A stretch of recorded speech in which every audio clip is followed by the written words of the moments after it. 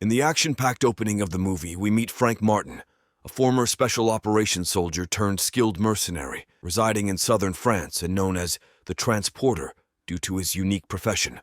Frank is about to fulfill his contract, transporting 3 passengers from a private bank to a designated location. However, the clients he's serving turn out to be armed bank robbers. Frank remains unfazed and committed to completing his job and getting paid as agreed. He strictly adheres to 3 unwavering rules: never altering the deal, no sharing of names, and never opening packages. When it became evident that there were not 3 but 4 bank robbers, a blatant violation of their initial agreement, Frank stood firm in his refusal to proceed. The gang's leader brandished a menacing gun, attempting to intimidate him.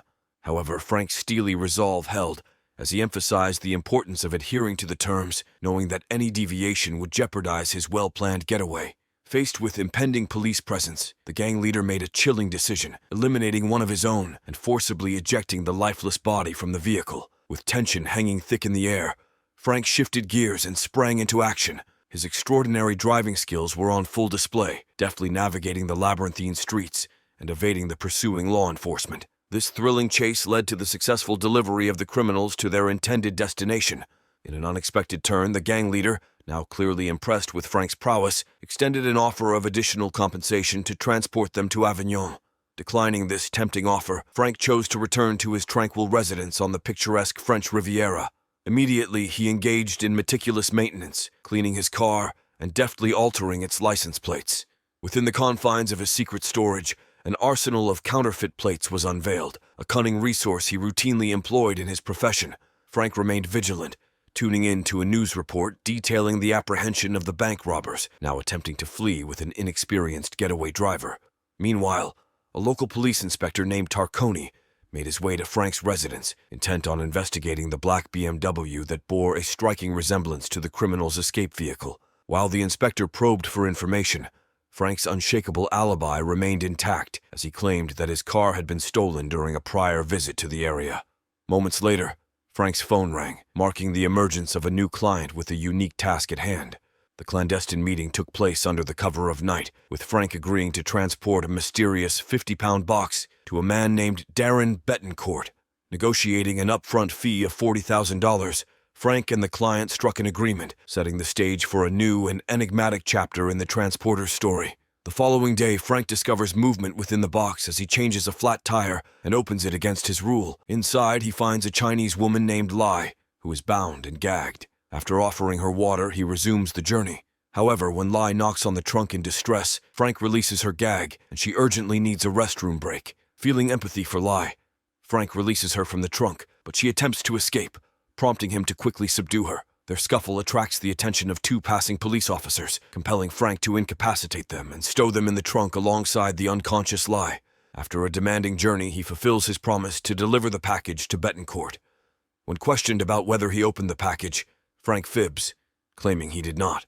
Before departing, Betancourt offers him another job, conveniently located along the route back to Frank's home, so he agrees. Frank takes a moment to purchase food and drinks for the incapacitated cops in his trunk. However, a devastating explosion erupts as he returns to his car, killing the police officers in the trunk. The bomb was concealed in the briefcase provided by Betancourt, meant to eliminate Frank and protect the secret cargo he was transporting.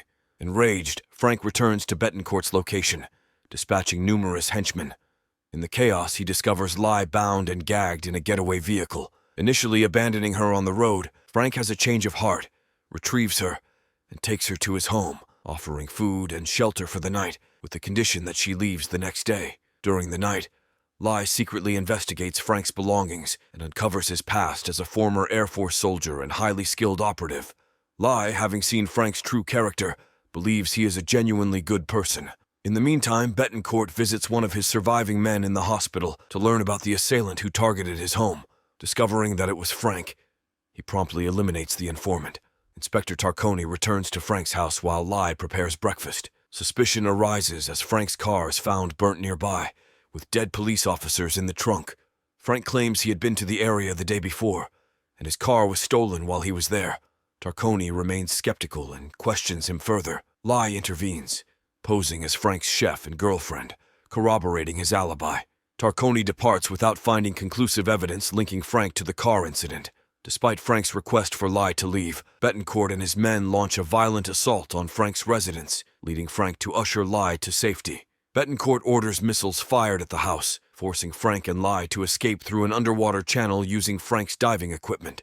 The next day, they are summoned to the police station for interrogation by Tarconi regarding the attack on Frank's house. Frank maintains that he was swimming with Lai at the time and has no knowledge of the assailant.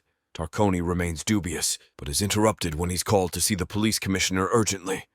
After Tarconi leaves his office, Lai seizes the opportunity to access his computer and gather information about Betancourt, sharing her findings with Frank. Tarconi, lacking sufficient evidence to detain them any longer, allows Frank and Lai to depart the police station. Frank, who Betancourt believed to be dead, aims to end the conflict, rebuild his villa, and start anew, advising Lai to do the same rather than further involve herself with Betancourt, which could jeopardize their lives. However, Lai discloses that Betancourt is a human trafficker who has imprisoned 400 Chinese people, including her father and siblings, in shipping containers for enslavement and sale. This revelation compels Frank to empathize with her and commit to helping rescue her family. Together, they head to Betancourt's office. Upon arrival, Frank swiftly confronts Betancourt at gunpoint, while Lai searches for documents related to the container housing the 400 Chinese, including her family. Amid the chaos and confrontations, Betancourt dropped a bombshell, revealing the insidious partnership between Lai's father, Kwai, and himself in the human trafficking trade. Frank, engulfed in the unfolding treachery, momentarily believed that Lai had duped him all along. This shocking revelation threatened to fracture the already strained trust between the two. However, as the tension peaked, Kwai and his cadre of henchmen descended upon the scene, transforming an already precarious situation into a powder keg, ready to explode. In a surprising twist, Lai, the center of this turmoil, opted to defy her father. She swiftly brandished her weapon, but the inner conflict within her eventually led her to follow her father's grim directives, reluctantly relinquishing her firearm. Kwai's enforcers wasted no time in apprehending Frank, restraining him against his will. Betancourt, sensing the tumultuous atmosphere and a chance to further manipulate the situation, coldly announced that the container held not 400, but only 395 captives. This act of deception and cruelty demonstrated his ruthless determination to continue his malevolent operation. As the pivotal narrative shifted, Inspector Tarconi, having discovered Frank unconscious and the sinister revelations on the computer, raced to Betancourt's office. The weight of these revelations bore down heavily, and the specter of Frank's involvement in kidnapping and extortion loomed large. In response, Tarconi, driven by suspicion and duty, swiftly directed his team to apprehend Frank and ferret out the truth. Yet Frank, the enigmatic hero in this tale, was not one to be easily ensnared. He unveiled the grim reality of the containers, exposing the existence of hundreds of innocent Chinese lives at stake, entrapped in the clutches of human traffickers. Tarconi, his beliefs shaken to the core, acknowledged the urgent necessity of Frank's unorthodox methods, as they offered the most viable means of resolving this grave injustice. Climaxed under the shroud of darkness, Frank, resolute and prepared, doggedly pursued Betancourt's criminal operation to the labyrinthine docks of Marseille. The gang's sinister plan to load captives onto trucks marked the final chapter of this harrowing saga. Frank's audacious presence couldn't remain concealed, sparking a ferocious firefight with Betancourt's remorseless thugs. Despite his bravery and determination, Frank's attempt to halt the fleeing truck led to a perilous altercation that left him unconscious, at the mercy of his adversaries. As Frank regained his composure, he was thrust into a dire face-off against Kwai's ruthless henchmen, armed with deadly blades, and Betancourt's formidable champion, a formidable adversary.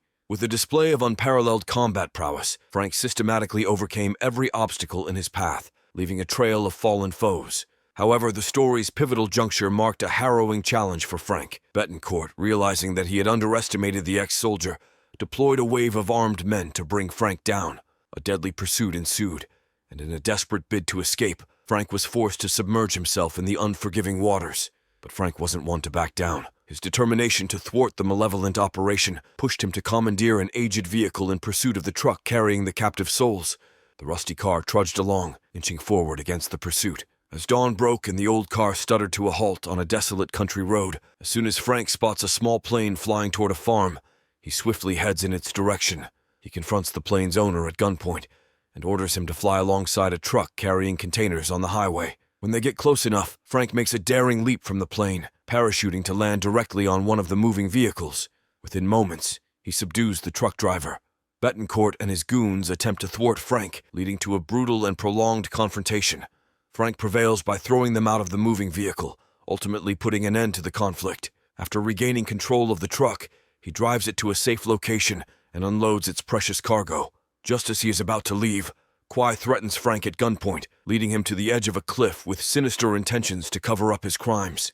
In a shocking turn of events, Kwai orders Lai's execution due to her defiance, but she steps up against her father, ending his life with a gunshot.